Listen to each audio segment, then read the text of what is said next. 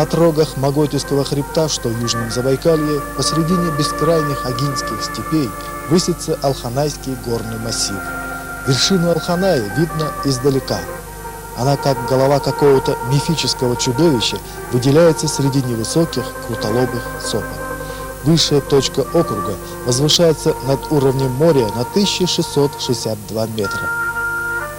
Кто хоть раз побывал на Алханае, священной для коренного населения горе, месте почитания и поклонения для многих поколений бурят, издавна живущих в этом благословенном крае, тот никогда не забудет холодные целебные источники, пробивающиеся из-под камней, чистый воздух, наполненный ароматами лечебных трав, великолепную панораму, открывающуюся с вершины. Его снова и снова будет манить побывать здесь, прикоснуться к тайнам жемчужины Забайкалья, как еще называют Алханай люди, влюбленные в эту изумительную по красоте природу уголка Агинского бурятского округа. Здесь в первозданном виде можно встретить редчайшие виды растений, многие из которых широко применяются в народной и в тибетской медицине. Всего ученые насчитали здесь более 180 видов лекарственных растений. На Алханае, помимо традиционных для этих мест зверей и птиц, можно обнаружить и такие виды животных, мало встречающихся в других местах. Это гнездо черного аиста, снятого орнитологами в прошлом году. Этих птиц в природе осталось совсем немного, и создание национального парка Алханай позволит сохранить не только черного аиста, но и всю флору, фауну заповедного уголка Забайкалья. Это заповедное место является самой большой достопримечательностью бассейна реки Иля, притока реки Анон. Алханайский природно-культовый комплекс является шестой по значимости из 33 буддийских святынь мира. Побывавший в 1991 году здесь, у храм-ворот и на других культовых местах Алханая, глава буддийского духовенства его святейшество Далай-лама XIV совершил молебен за благоденствие всего мира. Год от года растет поток туристов и паломников к этим священным местам. По данным администрации села Алханай, в летнее время на радоновых источниках Аршанах отдыхает около 12 тысяч человек из разных мест округа, области. В последние годы заметно выросло число отдыхающих из Читы, Улан-Удэ и других отдаленных мест. Идея создания на Алханае национального парка витала в воздухе давно, и только в 1996 году она наконец стала получать свое практическое воплощение. Научный сотрудник Читинского института природных ресурсов, кандидат биологических наук Медыгма Этегилова в начале 1996 года начала работу над проектом национального парка Алханай. Наверное, глубоко символичным является факт начала работы по созданию национального парка в первый день Нового года по лунному календарю, первый день Цаган-Сары, белого месяца, одного из самых любимых народных праздников. 4 апреля 1996 года автор проекта представляла свою работу на суд научной общественности города Читы, где получила полное одобрение и поддержку своему благородному начинанию. Летом того же года на Алханае работала большая научная комплексная экспедиция. В ее составе были научные сотрудники 3 читинских институтов, 2 заповедников области, экологи округа. Была проделана большая кропотливая работа, в результате которой подготовлено эколого-экономическое обоснование национального парка Алханай. Вся необходимая документация отправлена в Москву Росгипролес. И в июне 1997 года на Алханай приезжал работать главный инженер проекта Владимир Лукьянов. И все было бы замечательно, если бы не одна проблема, тревожившая жителей округа и экологическую общественность. Выяснилось, что на территории создаваемого национального парка находится золоторудное месторождение Дыбыкса, которое собирается разрабатывать Агинская окружная горная компания. Эта горная компания была создана несколько лет назад. 86% акций не принадлежат некой московской фирме, скрывающейся за 3 буквами ИИИ. Остальные несколько процентов имеют Орловский горно-обогатительный комбинат, расположенный в Агинском округе. Лицензия на разведку и освоение золоторудного месторождения Дыбекса была выдана Чита Геолкомом без учета того, что оно расположено в границах священного для буддистов культового природного памятника. В состав экспертной комиссии по определению победителей в конкурсах и аукционах на лицензирование прав пользования недрами входили Цедашиев Гурударма Цедашиевич, бывший тогда глава администрации округа, его первый заместитель Жаргал Жикжиджапов, начальник Агинского отдела по геологии и использованию недр Цидин Дамба Эрденеев, глава администрации Дульдургинского района Юрий Дамдаков, председатель окружного комитета по экологии и природопользованию Цидин Сактоев, председатель окружной думы парламента Владимир Рабдана. Предполагается, что золотосодержащая руда будет добываться с помощью взрыва, а извлечение золота из руды методом кучного выщелачивания. Узнав о том, что Агинская окружная горная компания уже начала подготовительные работы на Дыбексе, экологическая общественность округа забила тревогу. Как же так? Ведь всякие работы, связанные с добычей золота, приведут к нарушению хрупкого экологического баланса, сложившегося на Алханае. В этой ситуации нынешний глава администрации округа Баир Жамсуев принял единственное верное решение – приостановил все работы на Алханае до получения результатов общественной экологической экспертизы. Выполнение ее было поручено благотворительной общественной экологической организации «Фонд Байкала», которая уже давно занимается решением актуальных экологических проблем Забайкалья. С 3 по 6 ноября 1997 года независимая международная экспертная комиссия, в составе которой кроме наших экспертов были американцы, работала в Агинском Бурятском автономном округе. Агинская окружная горная компания для добычи золота решила применить метод кучного выщелачивания, который используется в Америке. Представители этой компании уже побывали там, ознакомились с работой фабрики и приобрели соответствующее оборудование. Именно поэтому в состав экспертной комиссии были включены эксперты-экологи США. Они должны помочь своим коллегам-экологам найти выход из создавшейся ситуации. На этих фотографиях видно, как разрабатывается золоторудное месторождение в Америке. Сняты сама фабрика, пруды-отстойники. Эти кадры сделаны представителем Агинской горной компании, ездившим специально для знакомства с работой золотодобывающего предприятия. Может быть, американцы умеют работать с соблюдением всех технологических норм, но как-то не верится, что наши золотодобытчики смогут сработать так же.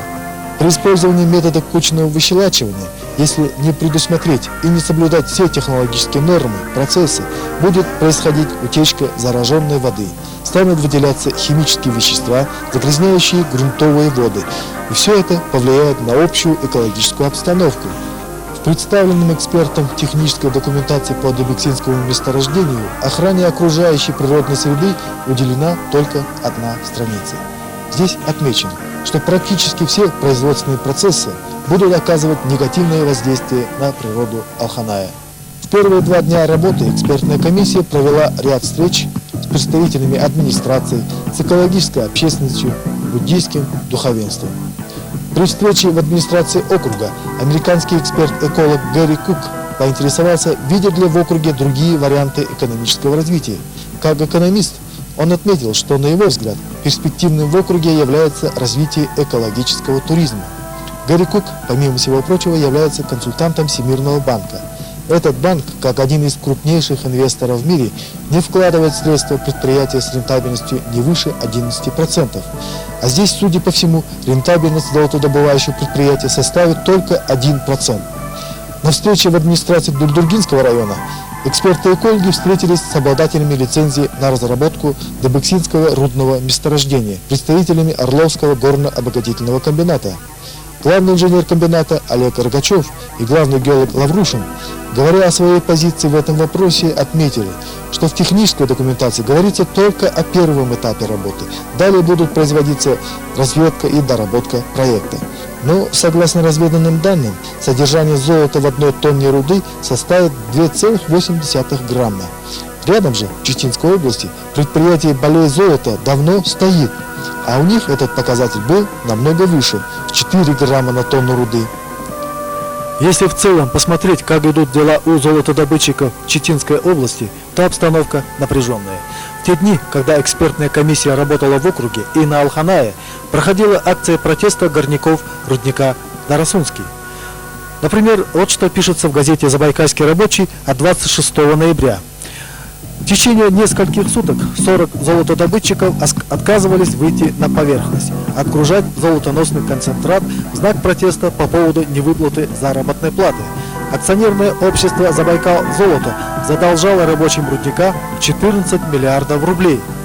Тут у меня возникает вполне закономерный вопрос к тем, кто собирается начать разработку золоторудного месторождения Дыбыкса. Как же они при такой низкой рентабельности, всего 1%, и при таком низком содержании золота в одной тонне руды, всего 2,8 грамма, как же они рассчитывают получать какую-то прибыль? Я независимо от результатов международной экспертной комиссии, экологической комиссии, выражаю протест мнения всех алханайцев категорически, беспрекословно запретить добычу, разработку золота на территории Алханая. Поэтому поймите меня правильно, товарищи орловчане, вы не на том пути. Пока дров не ломали, и вам даже люди подсказывают, просят, вы еще раз подумайте, и вас никогда в жизни уважать не будут. По технической документации Дыбыксинского золоторудного месторождения со стороны экспертов-экологов было много замечаний. Американский профессор Пол Робинсон отметил, что, на его взгляд, проект совершенно не соответствует экологическому законодательству. Технология кучного выщелачивания ему хорошо известна по Америке. При малейшем отклонении от технологии возможно попадание цианистого натрия в подземные воды. Наличие таких вредных компонентов, вроде как сульфаты, поскольку они являются производителем серной кислоты, а также сурьмы и мышьяка, наводит на мысль, что это наличие таких компонентов при пренебрежении технологиями может вызвать очень сильное загрязнение окружающей среды. А пренебрежение вот такого загрязнения среды и путем, в частности, обезвреживания отходов и рекультивации земель является насущной необходимостью при разработках вот такого типа. Это, в общем-то, технология, которая является потенциально опасной при соблюдении должных определенных мер. Но, с другой стороны, в проекте также очень мало проработаны вопросы наличия горы Алханай, святого места городского народа, рядом с этим месторождением. Очень мало уделено внимания значимости этого места, и в частности того, что с горы Алханай, с этого святого места, очень хорошо видно разработки будет. И кроме этого, именно как культурное наследие гора Алханай, в общем-то, очень мало упоминается в этом проекте, и уже одно это, а также и вот мало проработка, в общем-то, довольно неважная проработка, скажем так, проекта, вместе создают очень мало предпосылок для того, чтобы можно было одобрить вот такое вот горнодобывающее предприятие. Побывав на будущей промплощадке Дыбыксинского золотодобывающего предприятия, эксперты и экологи на месте ознакомились с технической документацией в ее соответствии с уже проделанной работой. В своем интервью главный инженер Орловского ГОКа Олег Рогачев пытался обосновать и доказать перспективность добрососедства природного культового памятника и горнодобывающего предприятия. Мол, если работать цивилизованно, то никакого ущерба природе не будет. Но о каком же добрососедстве может идти речь, если в каких-то 5-6 километрах от места добычи золота расположено одно из удивительных творений природы – храм Ворота, по-бурятски Удын-Суму. Именно здесь, в июле 1991 года, провел молебен глава буддистов всего мира Далай-лама XIV. С каждым годом увеличивается поток паломников, туристов, желающих прикоснуться к этим священным скалам, набраться живительной силы Алханая. Побывавшие здесь летом 1996 года ученые комплексной экспедиции были поражены красотой здешних мест.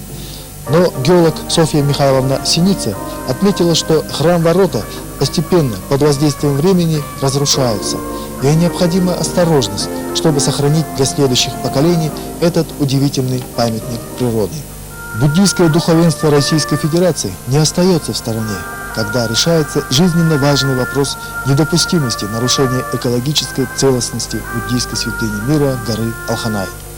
Буддийская традиционная сангха Российской Федерации провела обращение с призывом ко всем людям доброй воли выступить в защиту Алханая, В начале декабря 1997 года на Дыбицу поднялись несколько лам Агинского дацана во главе с настоятелем храма Цирен Ламой.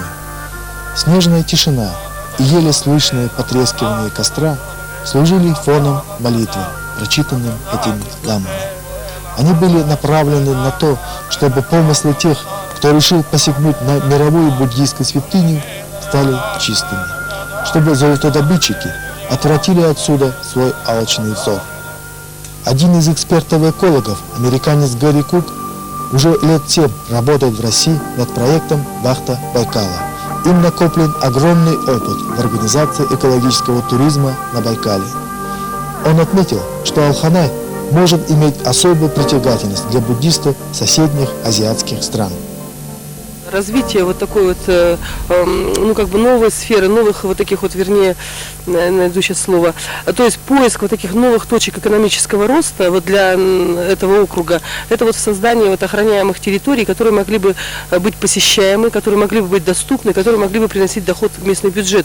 Поэтому мы полагаем, что создание парка национального как альтернативного источника, скажем, доходов для местных бюджетов, чем, скажем, золотодобывающая промышленность, она бы, конечно, была бы привлекательной очень. Но вместе с тем, поскольку наша организация, как фонд Байкала, взяли за проведение общественной экологической экспертизы, мы полагаем, что мы должны получить очень взвешенные аргументы, очень взвешенные мотивы, чтобы показать, насколько эта деятельность будет, золотодобывающая деятельность будет, скажем, благоприятна для экономики района, благоприятна для экосистем парка, или если там будет какой-то экологический риск, мы также должны обозначить этот экологический риск вот в рамках нашей экспертизы.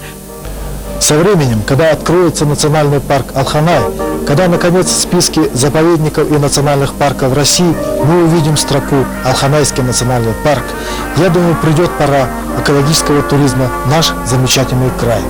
А пока болью каждого жителя Агинского и Бурятского автономного округа стала тревога за судьбу священного Алханая.